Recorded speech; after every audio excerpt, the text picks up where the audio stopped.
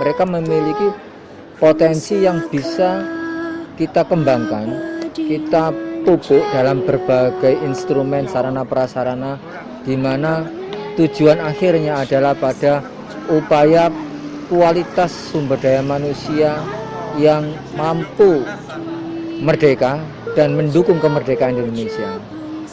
Dari dirinya memiliki kebebasan, memiliki upaya untuk berkembang secara baik, dan itu bermanfaat untuk mengisi kemerdekaan Indonesia. Makna kemerdekaan yang ke-76 ini menurut saya bahwa bagaimana kita semakin bisa bermakna dalam hidup, bagaimana kita bisa memanfaatkan hidup itu sebaik-baiknya untuk kemerdekaan ini, untuk kemajuan bangsa ini. Lover, saat ini saya bersama dengan Bu Aidian ya dari Fakultas Hukum, Kaprodi Ilmu Hukum, dan kita akan tanya pendapatnya tentang makna kemerdekaan khususnya untuk kaum perempuan, Bu. Monggo silakan. Menurut saya makna dari kemerdekaan sendiri untuk kaum perempuan adalah berekspresi. Kemerdekaan adalah kemerdekaan untuk berekspresi dan berprestasi. Jadi menurut saya momen kemerdekaan ini adalah titik poin di mana wanita-wanita harus mampu berekspresi dan berprestasi. Lover, saya saat ini ada di ruang yayasan. Kita akan minta pendapat dari Bapak Ketua Yayasan tentang makna kemerdekaan di tahun 2021. Indonesia secara formal ya disaksikan baik secara nasional maupun internasional sejak 17 Agustus 1945 dinyatakan merdeka oleh proklamator kita yaitu Insinyur Haji Soekarno. Dan kemudian Pak Insinyur Haji Soekarno sebagai Presiden Republik Indonesia. Kemerdekaan pada waktu itu artinya kita sudah tidak ada di tangan penjajah lagi. Berarti bebas Indonesia terbentuk sebagai negara mempunyai otoritas membangun negerinya, negara bangsanya ini. Jadi mempunyai kewenangan, mempunyai otoritas dan diakui oleh internasional. Kemudian sekarang sudah 70 tahun merdeka ini, alhamdulillah kita tidak terdapat satu hambatan-hambatan yang berarti. Atau andaikan ada hambatan di dalam negeri itu biasa-biasa. Makanya Bung Karno sudah biasa. Adanya sesuatu riak-riak kecil setelah kita merdeka. Tapi kita tidak boleh lengah. Kita tetap negara kesatuan Republik Indonesia, NKRI, kalau sekarang diistilahkan dalam perjuangannya adalah harga mati. Kebetulan kita ada di jalur pendidikan di Universitas Islam dengan di bawah naungan Yayasan Sunan Giri. Artinya apa? Kita berhaluan Ahlussunnah wal Jamaah. Kalau diterjemahkan di dalam perjuangan orang NU adalah Islam Nusantara. Artinya kita berkembang Islam ini bersama budaya-budaya lokal, budaya-budaya nasional, budaya-budaya internasional. Ini juga kita saling menghormat. Ya. Kemudian tidak mungkin kemerdekaan ini digantikan dengan falsafah lain selain Pancasila dan Undang-Undang Dasar 45.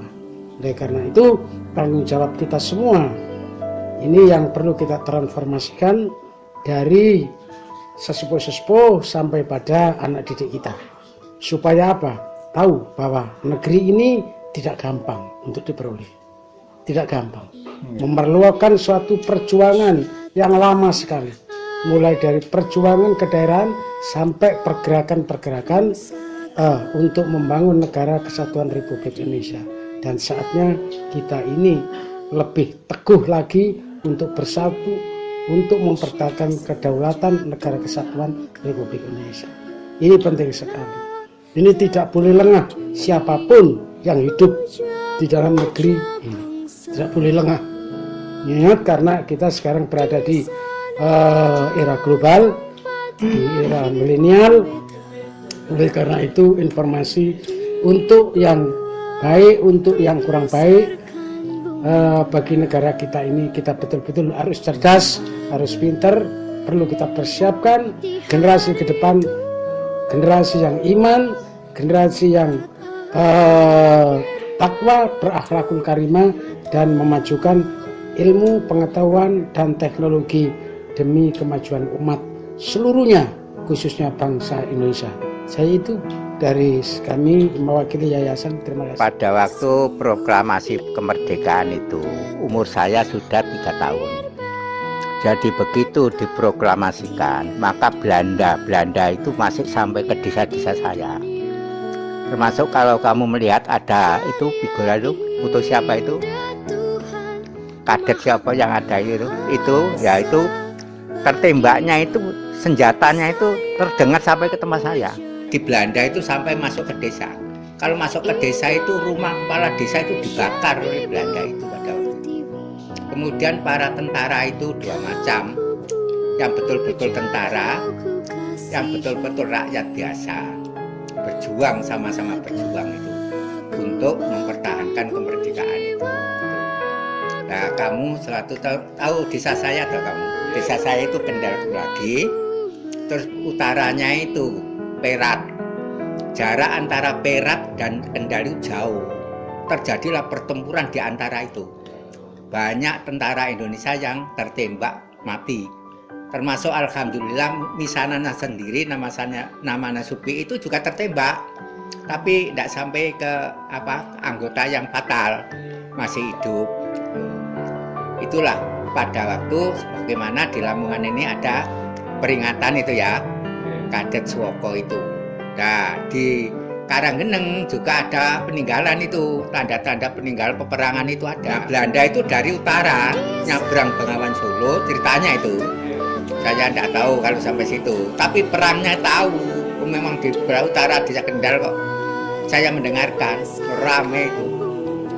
Tuh gambaran seperti itu, mempertahankan kemerdekaan, dan banyak yang mati syahid bangsa Indonesia pada waktu itu untuk mempertahankan kemerdekaan. Saya kira itu saja.